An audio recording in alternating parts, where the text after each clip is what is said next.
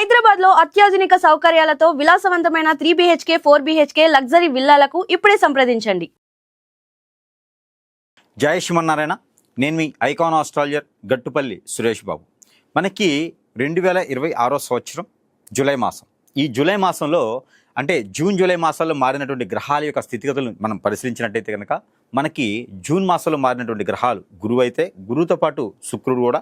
ఇక 14వ తారీఖు అయితే కనుక రవి భగవాన్ మారుతూ ఉన్నాడు. ఒకవైపే వచ్చేస్తున్నాయి గ్రహాలన్నీ కూడా. ఇక మనం చూసినట్టయితే కనుక జూలై మాసంలో రాహుకేతులు మారడం, అలానే ఈ యొక్క రాహుకేతులతో పాటు శుక్రుడు కూడా కేతుతో పాటు సింహరాశిలో ఉండటం, అలానే మిథున రాశిలో ఉన్నటువంటి గురువు కూడా మారి ఉన్నాడు. కాబట్టి ఇలానే రాశి ప్రకారంగా కాకుండా నక్షత్ర ప్రకారంగా శని భగవాన్ మారటం, అలానే ఈ యొక్క మకర రాశిలోకి సంచరించడం రాహువు, ఇవన్నీ కూడా గ్రహాల యొక్క స్థితిగతులు మనం గ్రహించుకోవాలి. అలానే కుజుడు మేషరాశిలో ఉన్నటువంటి కుజుడు వృషభ రాశిలోకి రావటం, ఇలాంటి గ్రహస్థితి కూడా మనం గ్రహించుకున్నట్టే కదా. జూలై మాసం మొత్తం కూడా ఈ గ్రహస్థితి ప్రకారంగానే ఈ ప్రెడిక్షన్స్ అనేది ఏర్పడి ఉంటాయి. అలానే ద్వాదశ రాశుల వారికి ఏర్పడేటువంటి ప్రెడిక్షన్స్ ప్రకారంగా ఈ యొక్క జూలై మాసంలో ఏ గ్రహం ఏ స్థానంలో ఉందో చూస్తున్నాం. కాబట్టి ఇక మనం చూసినట్టయితే కనుక ఈ యొక్క గ్రహస్థితి ఉన్నదాని ప్రకారంగా ఇక రాశి ప్రకారంగా చూసినట్టయితే కనుక మొదటిగా మనం గమనించాల్సింది రాశిలో గోచారం అని ఉంటుంది. ఈ గోచారం అనేది ఎక్కడ ఏర్పడుతుంది అంటే మనం పుట్టిన తర్వాత ఆ గోచారం చంద్రుడిని చూసి ఏర్పడుతుంది.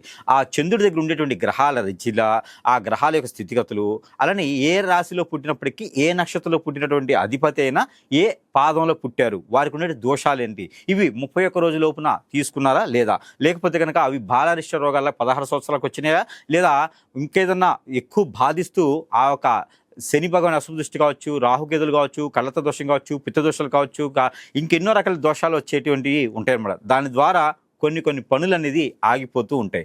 అందులోనూ ఈ 2020 సంవత్సరం జూలై మాసంలో గ్రహాలన్నీ కూడా పెద్ద గ్రహాలన్నీ కూడా మారినాయి. కాబట్టి ఈ యొక్క స్థితిగతుల ప్రకారంగా ఎలా ఉండబోతున్నాయి, అసలు ఏ రాశి వారు ఎలాంటి పనులు చేసుకోవాలి, ఎలాంటి గ్రహస్థితి ఉండడం ద్వారా వారికి ఇంకేదైనా జరిగిందా, అసలు ఏదైనా పరిశీలన తీసుకొని ఒకవేళ జరగాల్సిన పని జరగకుండా ఉన్నప్పుడు, విఘ్నాలు అడ్డం పడేటప్పుడు ఎలాంటి పరిహారాలు చేసుకోవాలి, ఒకసారి మనం ఇవన్నీ కూడా పరిశీలన చేసుకున్నట్టయితే కనుక అందులో మొదటిగా అయితే కనుక ద్వాదశ రాశుల్లో ఒకటి వృషభ రాశి. వృషభ రాశి వారికి వారు చాకచక్యం కానిచ్చి, ఆనందం కావచ్చు అండి, ఆకట్టుకునే తత్వం కావచ్చు, ఎదుటి వాళ్ళని మన వైపు లాక్కునే తత్వం కావచ్చు, కాదు మంచితనం కానీ. అలానే వీరు ఈ యొక్క వృషభ రాశి వారు అందరికీ ఉపాధి అవకాశాలు కల్పించే ఇండస్ట్రీలు కానీ స్థాపించే విధంగా ఉంటాడు. సిమెంట్ ఫ్యాక్టరీలు, సాఫ్ట్వేర్ కంపెనీలు, హార్డ్వేర్ కంపెనీలు, కన్స్ట్రక్షన్ రంగాలు, ఎన్నో రకాల రంగాల్లో రాణిస్తూ ఉంటారు. అలానే ఆ రంగాల్లో ఎంతోమందికి ఉపాధి అవకాశాలు కనిపించేటువంటి వ్యక్తులు, అలానే ఎవరికి ఏదైనా సహాయం కావాలంటే అడిగి చేసేటువంటి వ్యక్తులు ఉన్నారంటే కనుక అందరు నాకట్టుకుంటూ ఉండే వ్యక్తులు ఉన్నారంటే వృషభ రాశి వారు అని చెప్పొచ్చు. అలాంటి వృషభ రాశి వారికి 2026 సంవత్సరం, అలానే జూలై మాసం 2026 సంవత్సరం వృషభ రాశి వారికి అయితే కొంతమేర బాగానే ఉంటుంది అని చెప్పొచ్చు. అలానే గ్రహరీత్యా దోషాలు ఉన్నప్పటికీ కూడా అవన్నీ పరిహారాలు చేసుకుని కొంతమేర తగ్గుతుంది. అలానే పెళ్లిళ్ళు కానటువంటి వారు ఎవరైతే ఉన్నారో వారికి పెళ్లి యోచన ఉంది. ఎందుకంటే గురువు బలవారు మారాడు కాబట్టి ఈ గురువు మారిన తర్వాత కొంతమంది కొన్ని రాశుల వారికి వెంటనే పెళ్లిళ్ళు అవుతాయి. అందులో ఒకటి వృషభ రాశి. వృషభ రాశి వారికి మంచి అయిన సంబంధం, ఉన్నతమైన శిఖరాల్లో ఉన్నటువంటి సంబంధం, కుటుంబ సభ్యులు ఉన్నటువంటి చిన్న సంబంధం కుదిరేలా అవకాశం ఉంది. కాబట్టి ఎవరైనా వచ్చేసి పుల్లలు వేసి చాడీలు చెప్పేటువంటి కనుక వాళ్ళ గురించి నమ్మకండి, వినకండి, మీరు వాటి గురించి నమ్మకంగా తీసుకోకండి.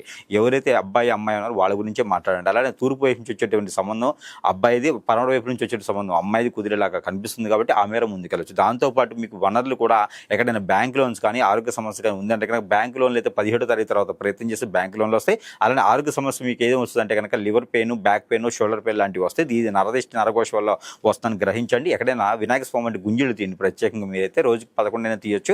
అలానే స్త్రీ పురుషులు 20 కూడా తీయొచ్చు. దాంతోపాటు మీరు అనుకున్నటువంటి కార్యక్రమం ముందుకెళ్ళట్లేదు అనుకుంటే కనుక ఖచ్చితంగా మీకు ఇంపోర్టు ఎక్స్పోర్ట్ రంగాల్లో కనుక మీకు రాణించేలా కనిపిస్తుంది. అలానే ఇన్సూరెన్స్ కంపెనీస్లో కూడా మీకు బాగుంటుంది. కాబట్టి అలాంటి రంగాల్లో నిరుద్యోగులు ఉంటే జాబ్ కోసం ప్రయత్నం చేయొచ్చు. దాంతోపాటు జాబ్ చేస్తూ వెసులుబాటు కావాలంటే కనుక జూలై 15వ తారీఖు తర్వాత ప్రయత్నం చేస్తే జాబ్లో వెసులుబాటు కానీ, ప్రమోషన్స్ కానీ, ఇంక్రిమెంట్స్ కానీ, స్థల మార్పిడి కానీ చెందేటువంటి అవకాశం ఉంది. మీకు ప్రమోషన్ ఇక్కడి నుంచి విదేశాలకు వెళ్ళేటువంటి అవకాశం కూడా ఉంది. కాబట్టి ఆ మేర ప్రయత్నం అయితే ఖచ్చితంగా చేయొచ్చు. ఇంకా ఎన్నో రకాల రంగాల్లో ఉన్నటువంటి వృషభ రాశి వారు అందరికీ కూడా జాతక రీత్యానో, గ్రహ రీత్యానో, దోషాల రీత్యానో, లేకపోతే కనుక గోచార రీత్యానో మీకు ఏదైనా సమస్య ఉంది, పరిష్కార మార్గం దొరకట్లేదంటే యజ్ఞ, యాగ, హోమ, జప, తపాలు చేయించడం కాదు, చిన్న పరిహారాల ద్వారా కూడా మీరు అదృష్టవంతులు అయ్యేదానికి అవకాశం ఉంటుంది. దాంట్లో ముఖ్యంగా మీ మీద చెడు క్రియలు చేపిస్తే కూడా జాతకాల్లో రావు, జాతకాలు నమ్మకూడదు. అంటే అలాంటి చెడు క్రియలు జయించిన ద్వారా ఆ క్రియలు పనిచేస్తే తప్పితే జాతకాలు ఉన్నట్టుగా మీకు పనిచేయదు. కాబట్టి దానికి తగ్గట్టుగా ఎక్కడైనా గురువు గారు ఉంటే సంప్రదిస్తే మీకు ఏ సమస్య ఉందో ఆ సమస్యకు పరిష్కార మార్గం చూపించే విధంగా అయితే ఉంటుంది. కాబట్టి మనము ఏది చేసినా కూడా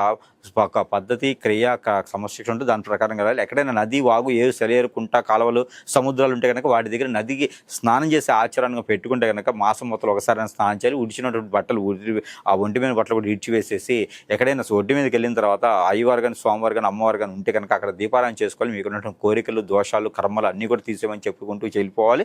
దాంతోపాటు మీరు ఏదైనా రాజకీయ రంగంలో ఉన్నవారైతే కనుక మంచి పదవులు వచ్చేటువంటి అవకాశం ఉంది. కాబట్టి చిన్న చిన్న పరిహారాలు చేసుకుంటే కనుక మీకు పేరు ప్రఖ్యాత పొంచేలాగా ఇంకా ఉంచేలాగా మీకు బాగా డబ్బులు వచ్చేలా కనిపిస్తుంది. కాబట్టి ఈ యొక్క చిన్న చిన్న పరిహారాలు చేసుకొని కూడా అదృష్టవంతులు వచ్చి, అదేవిధంగా సురేష్ గారి దగ్గర మంత్రోచ్చారణ చేసిన చాలా రకాల వస్తువులు ఉంటాయి. ప్రతి ఒక్కరు కూడా సమస్య ఉందని సురేష్ గారు వచ్చే అవకాశం మీకు ఉండకపోవచ్చు. కానీ వస్తువులలో మంత్రోచ్చారణ చేసి మీకు పంపించే విధంగా ఉంటుంది. కాబట్టి సరసమైన ధరలు అంత లభించేలాగా మీకు అందుబాటులో ఉంటుంది. ఎవరికైనా కావాలంటే కూడా సంప్రదించవచ్చు. ఇది మీరు ఈ ఒక చిన్న రాశి వారు కనుక ఇలాంటి చిన్న చిన్న పరిహారాలు చేసుకుని అదృష్టవంతులానికి పరిహారం ఏమిటంటే కనుక, మీరు ఎక్కడైనా దేవుని ఆలయం ఏదైనా మీ ఇష్టదైవం కానీ, కులదైవం కానీ ఉంది అంటే కనుక మాసంలో ఒక్కసారి, ఈ మాసం ఏది జూలై మాసంలో ఒక్కసారి కనుక మీరు పట్టు వస్త్రాలు సమర్పించండి. అమ్మవారికైనా గ్రామదేవతకైనా సమర్పించవచ్చు. పట్టు వస్త్రాలు సమర్పించేటప్పుడు 2 రకాల ఫ్రూట్స్, అలానే ఒక్క పలుకులు, అలానే మనకి తాంబూలం అంటారు. ఈ తాంబూలంతో పాటు పట్టు వస్త్రాలు సమర్పించడం అనేది ఆనవాయితీగా ఉంటుంది. ఈ యొక్క మాసంలో సమర్పిస్తే కనుక మీకు అన్ని రకాల సానుకూలపడేటువంటి వాతావరణం లభ్యపడుతూ ఉంది. దీంతో పాటు పుట్నాల పప్పు, అలానే అటుకులు, పెద్ద ఉల్లిపాయ ఇవి కూడా నైవేద్యంగా సమర్పించండి. కళ్ళు సాకపోయండి. దీని ద్వారా మీకు ఇంట్లో ఏదైనా నెగిటివిటీ కానీ, చెడు తత్వాలు కానీ, ఆర్థికపరమైన ఇబ్బందులు కానీ ఇవన్నీ కూడా కొంచెం మీద తగ్గేలాగా అదృష్టం అవకాశం ఉంది. కాబట్టి ఈ పరిహారం కూడా మీరు చేసుకుంటే చాలా అదృష్టం ఉంటుంది. అలానే ప్రతి నిత్యం కూడా మీరు కర్పూరం బిళ్ళలు ఒక 7 తీసుకొని మీకు మీరే తల చుట్టూ దిప్పి తీసేసుకొని ఎదురుగా వేసి కాల్చేయాలి. ఇది సాయంత్రం సమయంలో చేసుకుంటే దగ్గర మీ మీద ఉన్నటువంటి ఆర్థిక స్థితిగతులు అన్నీ కూడా నెరవేరుతూ ఉంటాయి. అప్పులు బాగా తీరుతుంది. ముందు డబ్బులు చేతికి, వనరులు చేతికి వచ్చేలా కనిపిస్తాయి. కాబట్టి ఈ యొక్క చిన్న చిన్న పరిహారాలు చేసుకొని కూడా కొంతమేర ఉపశమనం పొందేదానికి అదృష్టం అయితే ఉంటుంది. ఆ మేర చేసుకుని అదృష్టవంతులే అవ్వచ్చు.